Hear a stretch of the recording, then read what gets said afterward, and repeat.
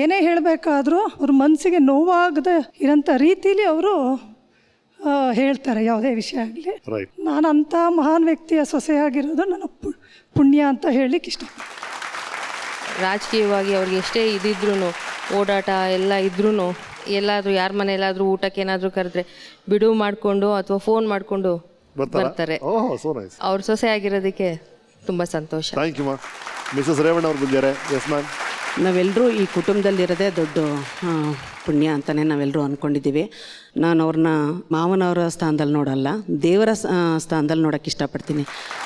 ಯಾಕೆಂದರೆ ನನ್ನ ಮಗನಿಗೆ ನಾನು ಪುನರ್ಜನ್ಮ ಕೊಟ್ಟಿರೋರೇ ಅವರು ಅಂತಲೇ ನಾನು ಹೇಳಕ್ಕೆ ಇಷ್ಟಪಡ್ತೀನಿ. ಇಡೀ ಕುಟುಂಬ ಒಟ್ಟಿಗೆ ಸೇರಿಸಿರೋ ನಾವು ಯುಗಾದಿ ಹಬ್ಬದ ದಿವಸ ಸೇರ್ತೀವಿ.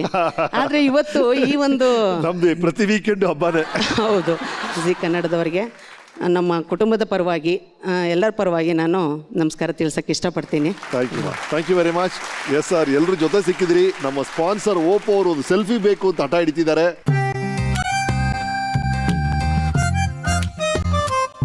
HD ದೇವೇಗೌಡರು family HD photo on Oppo selfie. Sir, ನಮ್ಮ ಕರ್ನಾಟಕದ ಸಿಂಬಲ್ ಆಗಿರುವಂಥ ಹಲವು ವಿಷಯಗಳನ್ನ ನೀವು ನ್ಯಾಷನಲ್ ಇಂಟರ್ನ್ಯಾಷನಲ್ ಲೆವೆಲ್ ತಗೊಂಡೋಗ್ತೀರಿ. ನಮ್ಮ ರಾಗಿ ಮುದ್ದೆ ಎಲ್ಲ ಕಡೆ ಫೇಮಸ್ ಆಗುತ್ತೆ.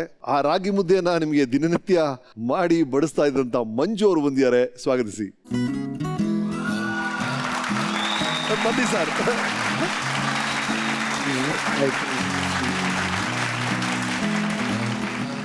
ಜೀವನದಲ್ಲಿ ಹೆಚ್ಚಾಗಿ ರಾಗಿನ ಉಪಯೋಗ ಮಾಡ್ತಾ ಇದ್ದೆ. ರಾಗಿ ಮುದ್ದೆ, ಸೊಪ್ಪಿನ ಸಾರು, ತರಕಾರಿ, ಕಾಳು, ಇದನ್ನು ಅಭ್ಯಾಸ ಮೊದಲಿಂದನೂ. ಅದು ನನ್ನ ನಿತ್ಯ ಆಹಾರ. ಮೊದಲಿಂದ ಇವರೆಲ್ಲ ಅಡುಗೆ ಮಾಡಿಕೊಂಡು ನಾವು ಊಟ ಮಾಡೋದು ಪದ್ಧತಿ ಅವ್ರಿಗೆ ಗೊತ್ತಿದೆ. ನೀವು ಕರೆಸಿದ್ದೀರಿ.